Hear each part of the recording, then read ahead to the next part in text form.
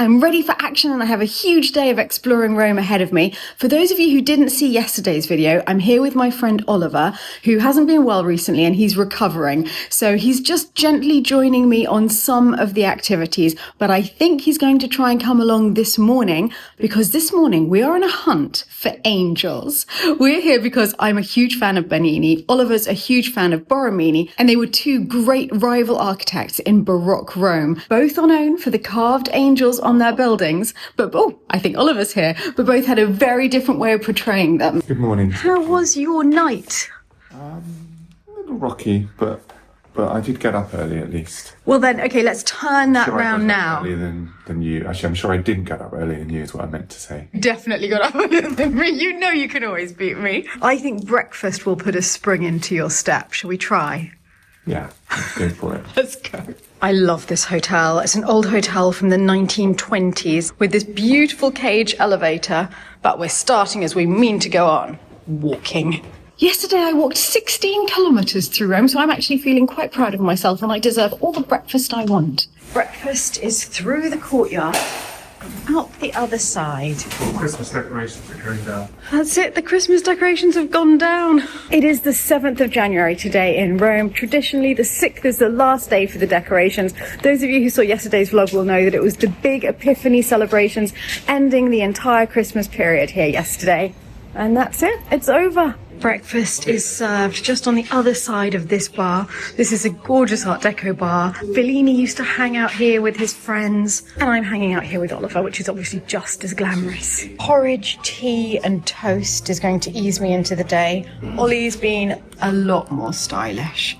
We've had our breakfast, we're ready, we're about to go out, but I just quickly wanted to show you this book that I've been reading recently, which is the inspiration for our trip today. This book is about the rivalry between two of the most famous 17th century architects, Bernini and Borromini. We're pretty certain of our positions. I'm a Bernini girl, Oliver's a Borromini man, so if you come along with us, you can see which side you're joining. Before we go into our first church, I want you to imagine Rome in the 1600s. It has been walloped by the Reformation throughout many European countries, and it wants to flex its muscles, show its power by building the most beautiful buildings that the world has ever seen.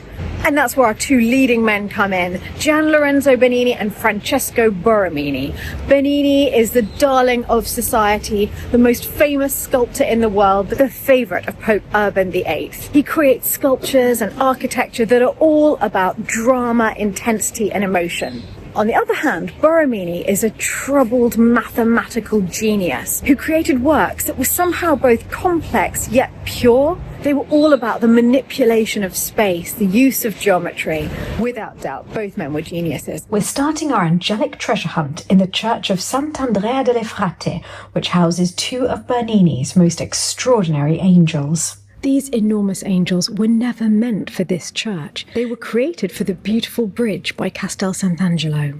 The problem is that once Bernini finished them, they were considered too perfect to leave outside in the elements. Even the Pope said they were too beautiful to expose to the rain. This is Bernini's angel with the crown of thorns. Now, obviously, a crown of thorns is physically light, but you can see from this angel that he's bearing the emotional weight of the crown of thorns. It's such a powerful sculpture. And here's its partner, the angel with the scroll. Here Bernini's carved the marble incredibly thinly. At times you can almost see light passing through it. So far, when it comes to angels, it must be said, Bernini is my man. On the way to Borromini's masterpiece, I just have to show you the Fiat. So small, it can be parked sideways. How adorable is that? What a cute car. We're walking to one of Rome's most extraordinary intersections now, where 4 fountains mark the crossing of 2 ancient Roman roads. And honestly, I just want to stay and look at the fountains. They are incredible. But we are here to see the first church that Borromini designed, the masterpiece that is San Carlo of the 4 fountains. By Rome standards, this church is tiny. I mean, it could practically fit inside one of the pillars of St. Peter's. But truly, size does not matter, though speed across a road does. Oh my goodness. Whilst Bernini was creating huge theatrical displays, Borromini turned this tiny plot of land into something that is pure magic. Just look up at that dome. There is no other dome like it in Rome. In fact, there's no other dome like it in the world. It is the most complex geometric play of crosses, octagons, and hexagons. It's pure mathematical harmony, stretching up to the heavens. I think what strikes me the most here is how Borromini managed to make the extraordinarily complex look pure and simple. You'd be forgiven for not being able to work out what the floor plan is at all, because it's a series of very complex interlocking shapes. This church is like a tiny jewel box of sacred geometry. Just look how the light catches and plays amongst all the geometrical designs. I have to admit, it's a work of genius. There are not many angels here, but the ones that you can see are clearly part of the architecture. They're not talking about their emotions or how their day's gone. They're just there to underpin the architecture. Do you see them there just peeking out over those sculpted panels? They're also above each of the doors and the altar and paintings.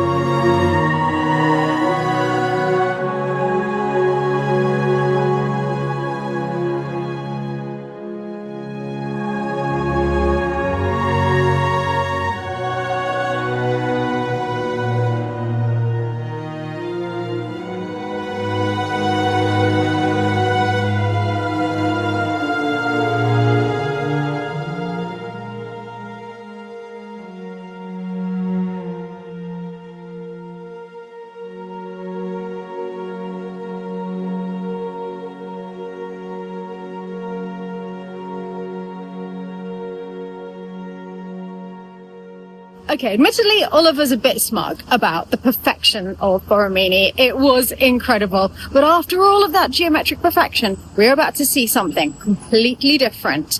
Ladies and gentlemen, I present Bernini's pure theatre at its finest. This small church was Bernini's favourite of all of his churches. He would come and sit here just to admire it. And sitting here, I can see why. It's an oval, but what Bernini's done that is genius is that he's put the main axis on the short side of the oval, and it gives the impression as you walk in of almost being sucked up into the heavens straight away. It just forces your eyes up immediately, and then you have these swirling angels drawing the eye up further and further to the golden dome above. It's as though Bernini is using light and architecture to draw your soul up to the heavens. Golden rays come down through the dome, and the bronze angels seem to be swirling up towards it. And you can see the stark difference in their use of angels. Borromini used his almost as punctuation points in the architecture, but here they're part of the dramatic design. They're full of emotion and movement. It's hard to know which I prefer. I love the apparent purity, actually hiding a lot of geometric complexity in Borromini's space. It's the perfect space in which to sit and let your thoughts reach up to God unimpeded by anything else. This is completely different. Here your eye is drawn everywhere to all of the details. This is God's glory made manifest in beauty. Borromini, however, allows your soul to do the thinking.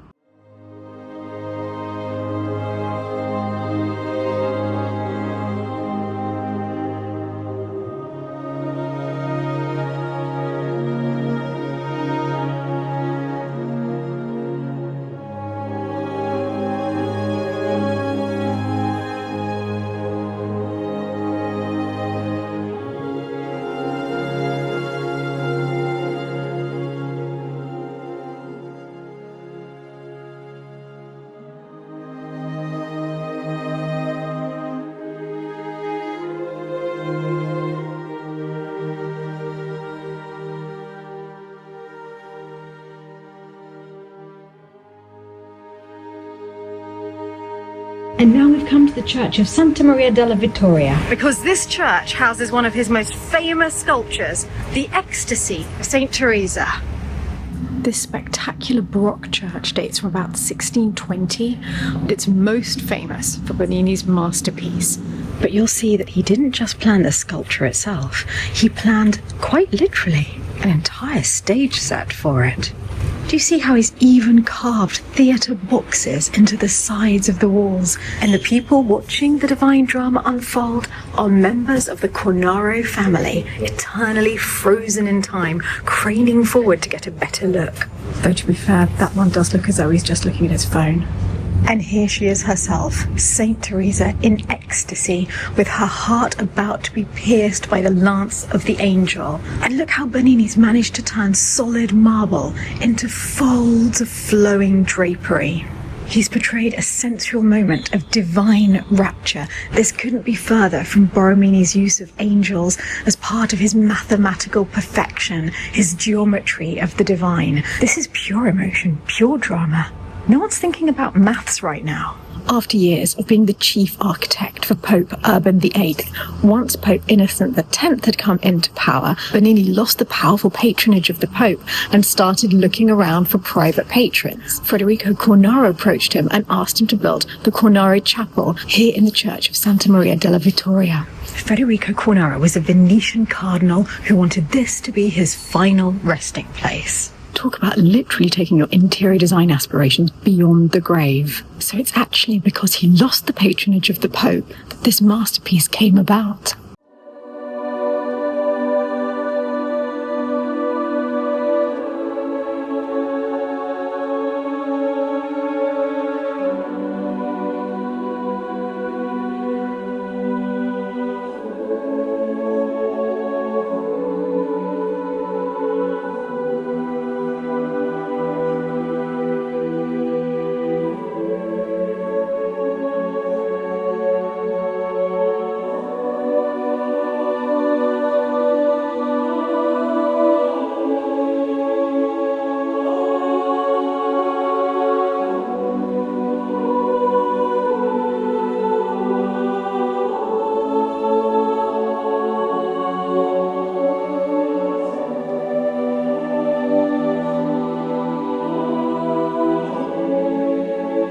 Jumped in an Uber to get to our restaurant.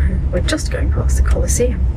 We have arrived in a restaurant that has been serving Romans and, let's face it, tourists since the 1920s. After all those heavenly delights, I think we need some earthly ones. We need food. This is the speciality of the house. Bucatini alla matriciana flambé. Amazing! It's pecorino. Pecorino cheese. Oh. Pecorino Roman cheese. All the pasta's been added to that melted pecorino. Tomato bacon pecorino. We've definitely got the best seat in the house, haven't we? I'm definitely going to try it, I think. You're trying it? Okay. Ollie and I are both ordering classic Roman pasta dishes. I had the first of the classic Roman pasta dishes last night when we tried carbonara. But today for lunch, he's going to have the amatriciana that you've just seen. It looks amazing and I'm a bit jealous, but I think we should try as many different things as possible. So I'm having pasta alla gricia, which is made with only 4 ingredients. Pasta, pecorino, black pepper, and pork. Very, very simple, except there is the option to add a 5th ingredient, which is artichoke, so how can I say no? In fact, I even ordered an artichoke salad to start. Ollie ordered stuffed zucchini flowers, so we've decided to share. I'm determined to have as much artichoke as possible whilst in Rome. It turns out that angel hunting in Rome is very thirsty work. So the healing benefits of great art and good food. Ollie, I think they're preparing yours. This is it. Little bit of Roman theatricality worthy of Bernini, I think. Pasta flambé. Beautiful. This is very similar to carbonara, but unlike carbonara, it doesn't have egg.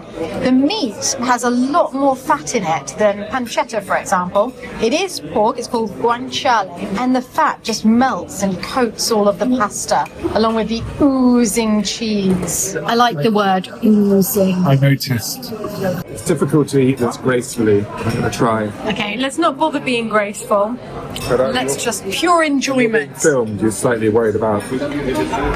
No, you're thinking like Borromini, Ollie. Okay. Forget mathematical precision. You are Bernini right now. We want theatrical enjoyment. Oh yeah, that's what I want. That emotion. we've come back to our hotel because I think Ollie will spend the afternoon resting here. So I'm dropping him off and then I'm going to take you to the Cathedral of Rome. And if you think it's St. Peter's, you're wrong. Tea and biscuit is what you need. And a little snooze this afternoon. Oh, this is complex. Went well. Okay, tea, biscuit and a snooze. That's what you need in life. Oh, no, the tea's not ready. Sorry, abort. Pause. Right, let's go back to our books and back to Borromini and Bernini. Tea in 3 minutes, Ollie. Yeah, I'm just staring at it, it's fine. It's an age-old technique, but it works. Look at that. Oliver's technique worked beautifully. The perfect cup of tea. That was a much needed rest after lunch. And now I'm going to show you more of Borromini's Angels. Ollie's going to stay in the hotel this time because I think he needs a good rest this afternoon. I have come over to San Giovanni in Laterano. This is really far from our hotel. This is the actual Cathedral of Rome. Yes, it's not as many people believe St. Peter's. That is the Basilica of the Vatican City. But this is the Cathedral of Rome. The original basilica standing here was built by the Emperor Constantine himself in the 4th century. This was the first official Christian church in Rome. The palace next door to this basilica was actually the Pope's residence for 1,000 years before the papacy moved to the Vatican. This church has survived earthquakes, fires, wars, multiple rebuildings. When Borromini was asked to intervene in the 1640s, it was in desperate need of updating. Under Pope Urban VIII, Bernini could do no wrong. He was protected by the Pope. He got all of the finest commissions. But in 1644, Urban VIII died, and his rival Innocent X became Pope. Pope Innocent took one look at the extravagant spending that Urban VIII had been lavishing on Bernini's projects. And let's just say he decided there was going to be a new artistic order in Rome. And it was to Borromini that he turned for the updating of this important basilica. This cathedral is the perfect place to come to show you the absolute difference in approach between Bernini's Angels and Borromini's Angels. Just to be clear, we're not inside yet. This is just the entrance portico. To say that this place is impressive is a serious understatement. Side doors are used usually to get into the cathedral, but these are the official bronze doors, and you can see they are covered in stars. All of the symbolism that Borromini used here was to recall the Temple of Solomon in Jerusalem, and it was said that that had originally been decorated with stars, palm leaves, and angels. So you'll see stars, palm leaves, and angels throughout this cathedral. This is the main body of the cathedral as it was redesigned, with the exception of the extraordinary ceiling that was already here. He had wanted to add a vaulted ceiling, bringing even more light to the space, but the Pope decided that quite enough had been spent and they'd keep the ceiling that they had. And if you look closer at this arch, you'll see that it is filled with palm fronds reaching up to the sky. And behind it, you will see on the ceiling the first of many, many angels. The angels punctuate almost every architectural element of the building. Everywhere a column ends or an arch begins. Just standing in this spot alone, the angels are too numerous to count. They are everywhere. But here you can clearly see the difference between the use of angels by the two great artists. Here they are decorative elements used to underlie the architecture and also as a nod to the Temple of Solomon. For Borromini, the Word of God was not so much perfect stories depicted dramatically. It was the perfection of mathematics. It was divine geometry. When you visit a city as rich in art and architecture as Rome, it can be completely overwhelming, and you walk away feeling that you've seen everything and remembered nothing. So I find it really helpful to do things like this. To go on a little treasure hunt that picks out just one aspect, in this case, the angels. It's wonderful because everywhere I'm going, I'm looking for the angels. I'm seeing the story that they tell. In focusing on just the difference of the angels between these two great rivals, I've learned about them, about their art, about the popes who were their patrons, and about the time that they lived in. And I have a far, far greater understanding of Baroque Rome because of it. And there is Pope Innocent X, who gave Borromini this commission, surrounded by two angels, or more specifically cherubim, as they're just little heads with wings. That one looks a bit startled. Oh, I think this one's going to sleep.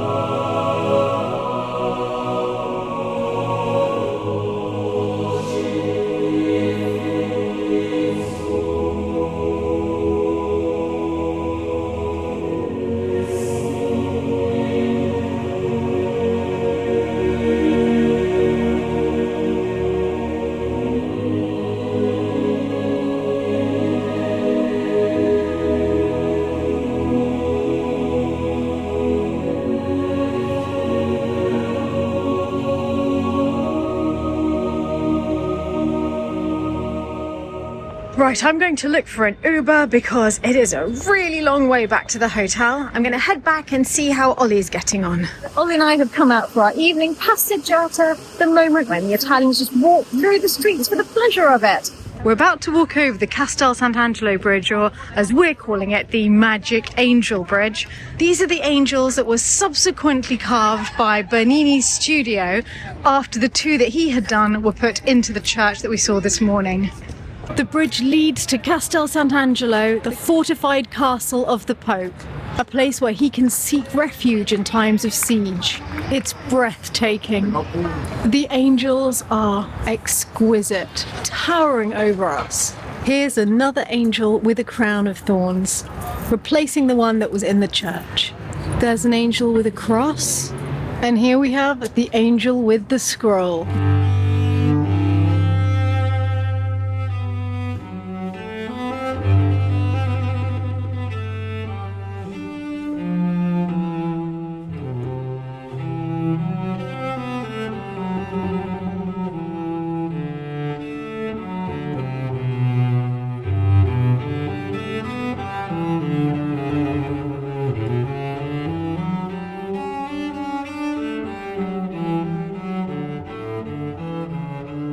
Walking past the Trevi fountain now. We haven't specifically come because everybody told me it was covered in scaffolding, but in fact, again, the scaffolding's just been removed, as we had in the Piazza Navona with the Fountain of the Four Rivers, and it's spectacular. Though there is one huge difference between visiting it now and coming here 15 years ago when I was last here, which is that now there is a queuing system, goes all the way along here, even in the evening, to throw your coins in and have your selfies taken in front of it.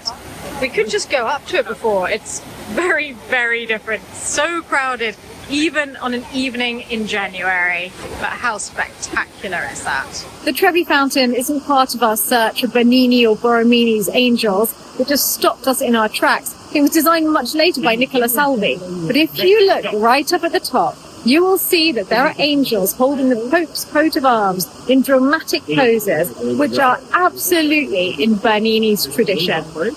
It could be a sign that he won in the end. We're ending the day back where we started, back in the bar where we had breakfast this morning. We've decided we can't manage to go out for dinner tonight. We ate so much at lunch that honestly it's been quite difficult getting through the afternoon afterwards. So we're just going to have a drink and a tiny snack here and contemplate what we've seen during the day. Well, I was definitely a Borromini fan in the Borromini fan club at the start, and I'm still there. But I did love the statue of St. Theresa. In her ecstasy. In her ecstasy. It was just absolutely stunning. But the Church of San Carlo, when you're in there and just seeing the way Borromini had made the geometric shapes, distorted them so it made the dome look even taller. Oh, it's I thought it was unbelievably clever. I could just sat under that dome for the whole of the morning, just admiring it. So I think I'm still Borromini, but I've got a more balanced view. It's not quite as clear cut. And that's actually so true of me. I'm still Bernini. but a more balanced view as well. They're both geniuses, aren't they? You can't really just say one Yeah. is great and the other isn't. They both did good, as they say. And tomorrow I might be able to persuade Ollie to come even more over to the Bernini side, because tomorrow we're hoping to go to the Villa Borghese, which houses a couple of spectacular statues by Bernini. And we will not be going just the two of us. The elusive Nick is coming to join us as well. So all three of us should hopefully be going to the Villa Borghese tomorrow. Not that you'll see much of Nick, same as usual. Maybe the odd hand, back of a head, paper bag. So what with the elusive Nick and me as a bit of an invalid at the moment, you've got great travelling partners, haven't you? I couldn't ask for more. One's got a bag on his head and one spends half the day in bed. To recovery and beauty. To Borromini and Bernini.